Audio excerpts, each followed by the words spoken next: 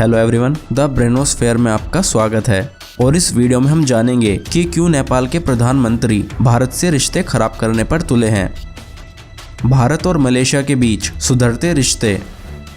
Bharat China विवाद में America भी हुआ शामिल, भारत का साथ देते हुए चाइना को बताया खतरा। क्या चाइना में वापसी कर रहा है कोरोना वायरस?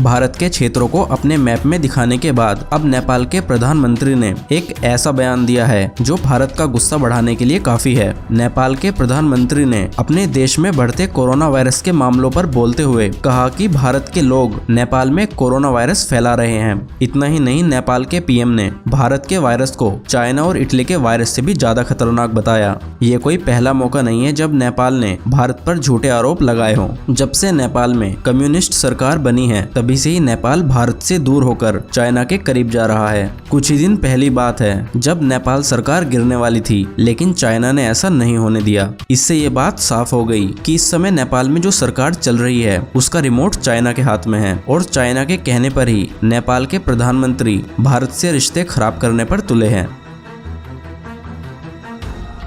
पिछले कुछ समय से खराब चल रहे भारत और मलेशिया के रिश्तों में सुधार आता दिख रहा है। दोनों देशों के रिलेशंस उस समय खराब हो गए थे जब मलेशिया के तत्कालीन प्रधानमंत्री महातिर मोहम्मद ने कश्मीर पर बोलते हुए आर्टिकल 370 हटाए जाने का विरोध किया था। इतना ही नहीं, UNGA में बोलते हुए महातिर ने पाकिस्तान का साथ देते हुए कश्मीर मुद्दे पर भारत की आलोचना की थी, जिसके बाद भारत सरकार ने महातिर को भारत के अंदरूनी मामलों पर बोलने से बचने के लिए कहा था। लेकिन इसके बाद भी महातिर नहीं माने थे, जिसके बाद मलेशिया को झटका देते हुए भारत ने मलेशिया से पाम ऑयल के आयात पर लगभग पाबंदी लगा दी थी। हालांकि मलेशिया ने भारत की कमी पूरी करने की काफी कोशिश की, लेकिन अपनी इस कोशिश में वो नाकाम साबित हुआ था। बाद में इसी साल फरवरी में प्रधानमंत्री महातिर मोहम्मद ने पद से इस्तीफा दे दिया था, जिसके बाद यासीन मलेशिया के नए प्रधानमंत्री बने। नए प्रधानमंत्री के आते ही भारत और मलेशिया के बीच बातचीत का नया दौर शुरू हुआ, जिसके बाद दोनों देशों के रिश्ते सुधरना शुरू हो गए।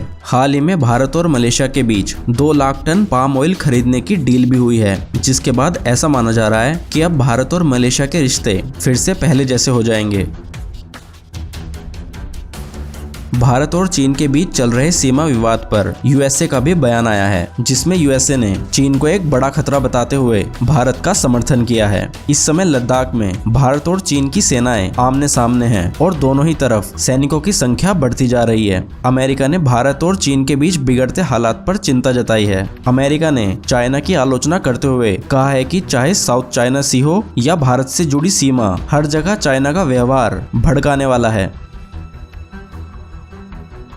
जहां एक तरफ पूरी दुनिया कोरोना वायरस से परेशान है, करोड़ों लोग लॉकडाउन में हैं, वहीं चाइना के लोग बड़े ही आराम से खुली हवा में सांस ले रहे हैं। अब वहां दूसरे देशों की तरह लॉकडाउन नहीं है। इस समय चीन पूरी दुनिया को ये बताता घूम रहा है कि उसने कैसे कोरोना वायरस को कंट्रोल किया। लेकिन क्या चीन जैसा दिखा रहा है? सच में भी हालात बिल्कुल वैसे ही हैं? जवाब है नहीं। हाल ही में वुहान में कोरोना वायरस से जुड़े कई मामले सामने आए हैं। हालांकि फिर से बढ़ते मामलों को चाइना गंभीर नहीं मानता, लेकिन अगर ये मामले ऐसे ही बढ़ते रहे तो हालात बिगड़ने में ज्यादा टाइम नहीं लगेगा।